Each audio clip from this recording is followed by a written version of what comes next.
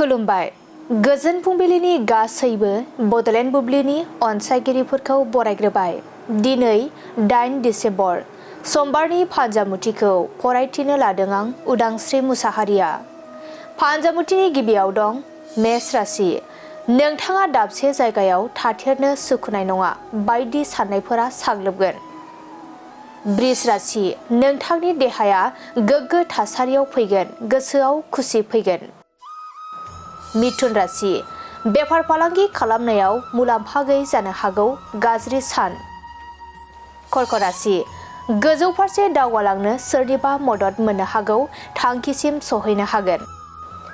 सिंह राशि। माबा मोनसे मुवा खहा जानो हागौ, गोसोआ जोबोरैनो दुखु मोनगोन।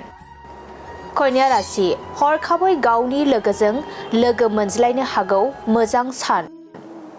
तुला राशि। आद्रा जानानै थानाय खामानिफोरखौ मावफुंना लानो हागोन, खामानिफोरा जाफुंसारगोन।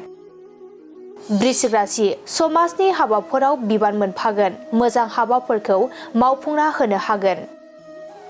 धनु राशि। फिसा बाथ्राखौ लानानै सोरजोंबा नांलायलायनाय जानो हागौ, सुथुर जालायनानै थागोन। मकर राशि। नुफेरै जायगायाव दावबायहैनो खाबु मोनगोन, रंजा खुसिनि सान जागोन। कुम्भ राशि।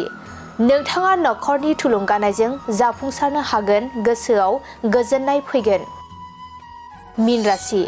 जेखि हाबा मावा जेंना जेंसिफोरजों मोगा मोगि जानांनो हागौ, गाज्रि सान। दिनै सानसेनि राशि फरायथिनायाबो एसेनोसै। आसा खालामो नोंथांनि दिनैनि साना मोजाङै मोजां थांगोन, बेखौ बडलेण्ड बुब्लि नखरनिफ्राय मिजिंथिबाय। गोजोन्थों।